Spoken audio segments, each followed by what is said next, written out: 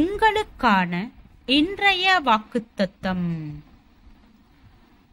அப்படி இருந்தும் நித்திய ஜீவனை அடையும்படி இனிமேல் இயேசு கிறிஸ்துவினிடத்தில் விசுவாசமாயிருப்பவர்களுக்கு திருஷ்டாந்தம் உண்டாகும் பொருட்டு பிரதான பாவியாகிய என்னிடத்தில் அவர் எல்லா நீடிய பொறுமையையும் காண்பிக்கும் படிக்கு இரக்கம் பெற்றேன்.